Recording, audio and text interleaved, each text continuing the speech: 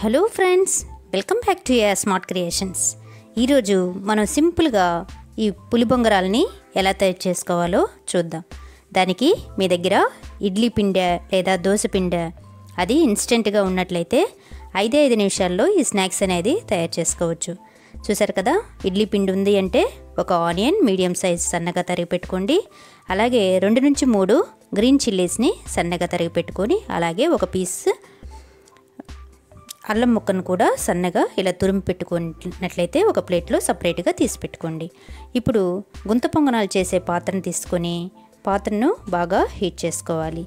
ఈ హీట్ అయిన తర్వాత 2 నుంచి 3 టేబుల్ స్పూన్స్ ఆయిల్ని యాడ్ చేసి, ఆయిల్ కూడా బాగా హీట్ అయ్యాక ముందుగా మనం సన్నగా తరిగి పెట్టుకున్న అల్లం, పచ్చిమిర్చి, ఆనియన్ ముక్కలు ఉన్నాయి కదా, వీటిని కొంచెం కొంచెంగా ఫస్ట్ అల్లంని స్ప్రెడ్ చేసుకుందాం.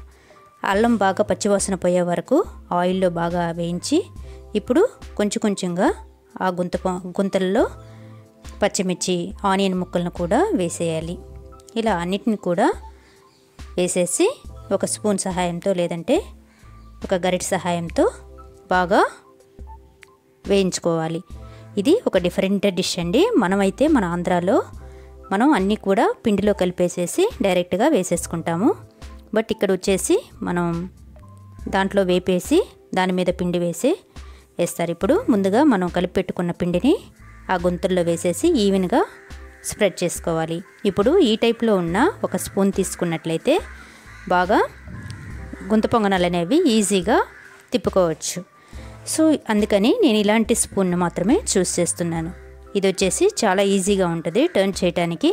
ఒకసారి గోల్డెన్ బ్రౌన్ కలర్లో ఒక సైడ్ వచ్చే వరకు బాగా ఫ్రై అయ్యాక ఈ స్పూన్ సహాయంతో తిప్పుకోవాలి. ఇలా 2 సైడ్లు కూడా గోల్డెన్ బ్రౌన్ కలర్ వచ్చే వరకు బాగా ఉడికించుకోవాలి. ఈ పిండి అంతా కూడా లోపల ఆల్రెడీ మనం ఆనియన్స్, పచ్చిమిర్చి వాటిని వేగించాం కాబట్టి ఇది 5 నిమిషాల్లో పిండి అనేది ఉడికిపోతుంది. సో ఫ్రెండ్స్, ఎంతో ఈజీ అయిన ఈ రెసిపీని మీరు కూడా ఇన్స్టెంట్గా మీరు ఇడ్లీ పిండి, దోశ పిండి ఉన్నట్లయితే 5 నిమిషాల్లో ఈవినింగ్ స్నాక్స్ లేదంటే సింపుల్ బ్రేక్ఫాస్ట్లో మార్నింగ్లో చేసుకోవచ్చు. చూడండి, స్పూన్ని బ్యాక్ సైడ్ తిప్పి ఇలా టర్న్ చేసుకునేందుకు కూడా చాలా చాలా ఈజీగా ఉంటుంది. సో ఈ టైప్ ఆఫ్ స్పూన్ కొంచెం షార్ప్గా, ఎడ్జెస్ షార్ప్గా ఉండే స్పూన్ అయితే మనకి టర్న్ చేసుకోవడానికి చాలా బాగుంటుంది. అలా లేదు అనుకుంటే నైఫ్ సహాయంతో కూడా టర్న్ చేసుకోవచ్చు. మన దగ్గర నైఫ్ ఉంటుంది, లేదంటే పొడవాటి ఇనుప కంబి కూడా మనకు మార్కెట్లో అవైలబుల్గా ఉంటుంది. కాబట్టి ఈ గుంత పొంగనాలు చేసుకునేటప్పుడు అలాంటి ఇనుప కట్టిని కూడా యూజ్ చేస్తారు.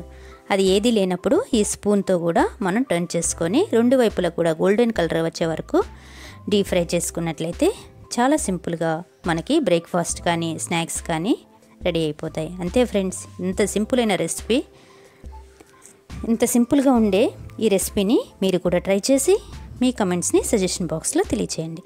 అంతేకాదు ఫ్రెండ్స్, వీటిని కులి పొంగనాలని చెప్పి కూడా అంటారు.